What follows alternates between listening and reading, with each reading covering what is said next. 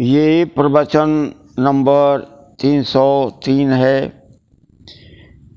ये नेताजी सुभाष चंद्र बोस के विषय में है।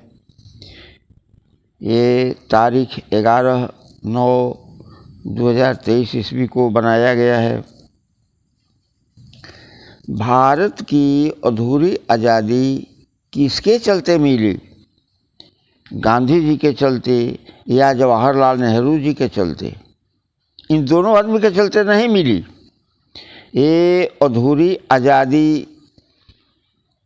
आज़ादी देने के लिए अंग्रेज बेचैन थे, क्योंकि सुभाष चंद्र बोस के डर के मारे वे प्रिंस ऑफ वेल्थ जहाज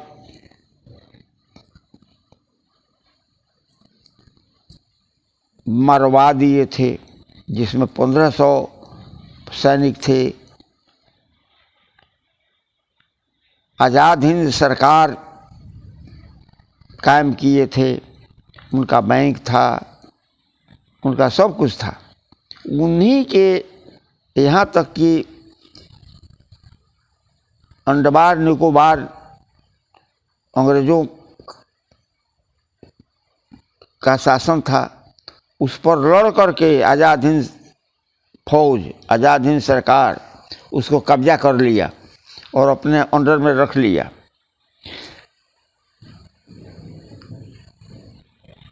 इसी डर के मारे वे अंग्रेज लोग आज़ादी देना चाहते थे। ये सुभाष चंद्र बोस के चलते ये अधूरी आज़ादी मिली।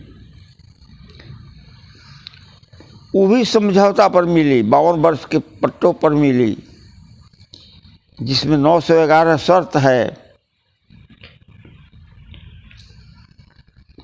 इसी की चर्चा करते हुए मैं लिखा हूँ।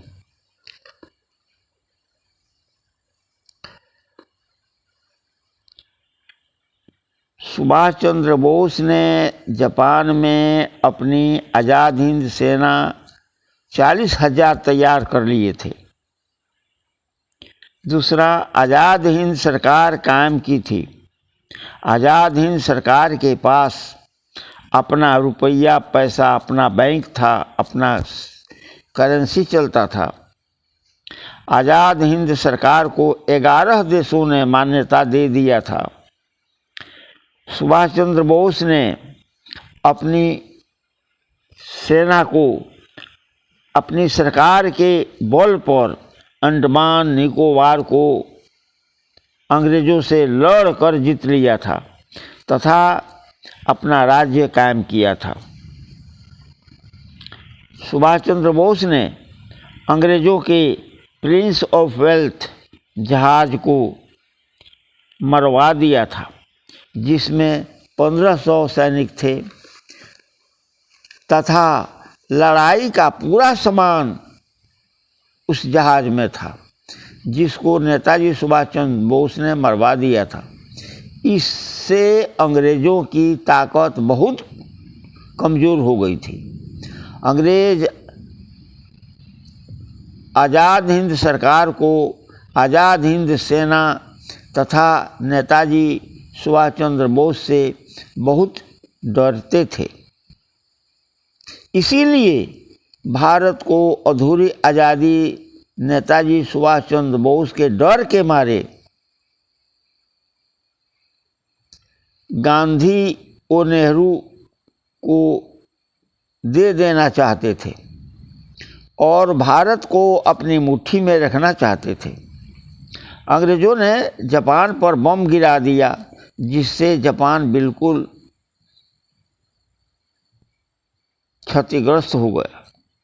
बहुत आज़ाद हिंद सेना मारी गई, तहस नहस हो गई और नेताजी को अंग्रेज मारने के लिए खोजने लगे। इसीलिए नेताजी ने अपनी जान बचाने के लिए हवाई दुर्घटना की अफवाह फैलाकर अंतर्ध्यान हो गए।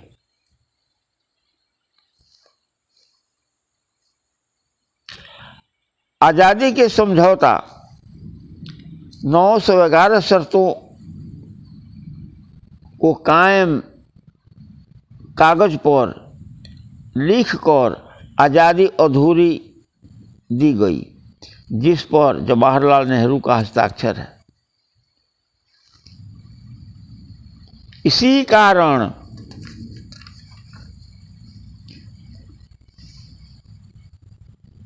प्रकट नहीं होते हैं, क्योंकि अगर प्रकट हो जाएंगे तो भारत सरकार इंग्लैंड को सौंप देगी, जहां मुकदमा चलाकर उन्हें फांसी दे दिया जाएगा। यही शर्तनामा लिखा हुआ है। उस शर्तनामा में 911 गो शर्त है, उसमें एक शर्त ये भी है, अंतर्राष्ट्रीय न्यायालय जो ब्रिटेन में है वह तृतीय विश्व युद्ध में टूट जाएगा। इसी समय नेताजी सुभाष चंद्र बोस प्रकट होंगे तथा 1000 वर्ष के लिए संत राज्य कायम करेंगे। उनकी इच्छा मृत्यु है। यहाँ मैं बता देना चाहता हूँ कि जवाहरलाल नेहरू ने नेताजी सुभाष चंद्र बोस को नीचा दिखाने के लिए, मर्यादा भंग करने के लिए अनीता बोस को नेताजी की लड़की बताए हैं। नेताजी सुभाष चंद्र बोस बाल ब्रह्मचारी हैं। उन्होंने शादी कभी नहीं किया। यह बताया गया कि नेताजी की शादी 26 दिसंबर 1937 ईस्वी में हुआ, एमी सेकल के साथ में, जो एक ब्रजेट की स्त्री थी जापान में, जिससे शादी का नाम बताया जाता है। वह एक आज़ाद हिंद फौज ब्रजेट की स्त्री थी। एमी सेकल नाम था। ब्रजेट और उसकी स्त्री दोनों आज़ाद हिंद फौज में काम करते थे।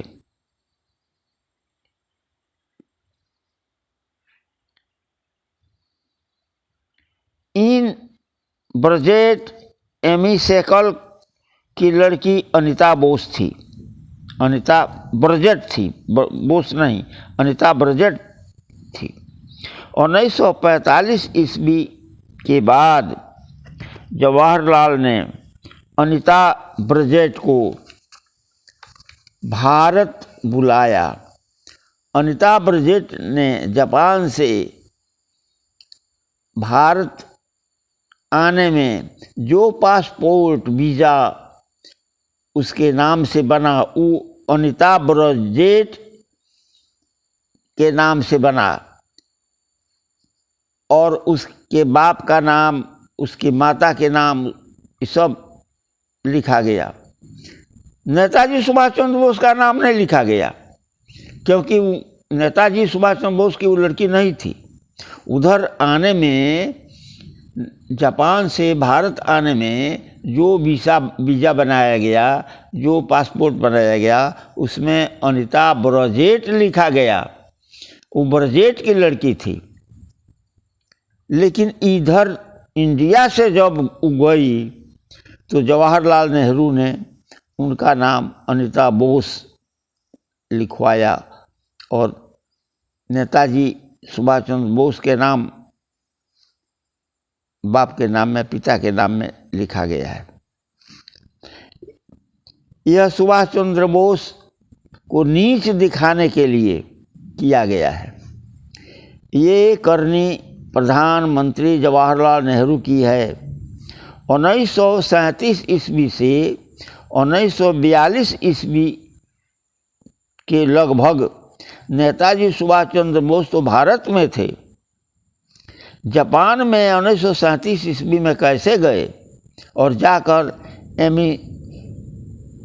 एमिली सेकल स्त्री से कैसे शादी किया, यह बात बिल्कुल गलत नहीं तो और क्या है। आप लोग इस पर स्वयं विचार करें। अब यहाँ मैं एक अति आवश्यक जानकारी दे देना चाहता हूँ, जो भारत की जनता से छिपाई गई है। पंडित जवाहरलाल नेहरू की खानदान की पूरा ब्यौरा,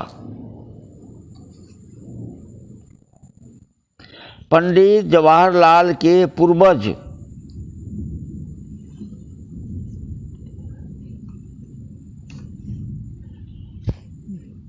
बाबा, यानी जवाहरलाल के बाबा पाकिस्तान में मुस्लिम थे, जिनका नाम जियाउद्दीन खां था। खूब ध्यान से सुनिए, पंडित जवाहरलाल नेहरू के पूर्वज बाबा पाकिस्तान में मुस्लिम थे, जिनका नाम जियाउद्दीन खां था। दूसरा, पाकिस्तान में हिंदू मुस्लिम में लड़ाई हुई बहुत पहले, आज़ादी के बहुत पहले।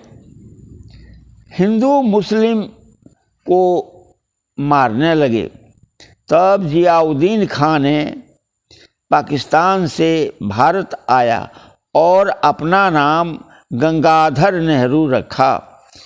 वो बोला कि मैं तो गंगाधर नेहरू हूँ, इसीलिए भारत में आकर के रह गए और जान बच गई।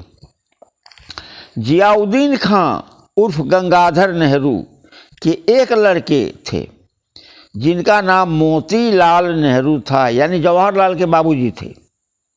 मोतीलाल नेहरू के एक लड़के जवाहरलाल नेहरू थे। जवाहरलाल के एक लड़की इंदिरा गांधी थी, जिनकी शादी फिरोज खां से कर दिया गया। देखिए, इंदिरा गांधी की शादी फिरोज खां से हुई, मुसलमान से हुई, लेकिन बाद में फिरोज खां से फिरोज गांधी नाम रख दिया गया। फिरोज गांधी की स्त्री इंदिरा गांधी के पुत्र राजीव गांधी और संजय गांधी हुए। राजीव गांधी के पुत्र राहुल गांधी हैं तथा संजय गांधी के पुत्र वरुण गांधी हैं। ये पंडित नहीं, मुस्लिम के खानदान हैं। बाद में हिंदू बन गए, किंतु खानदानी रोहन सोहन संस्कार पंडित की नहीं, पूर्वजों का संस्कार है, जो मिटाने से नहीं मिटती है।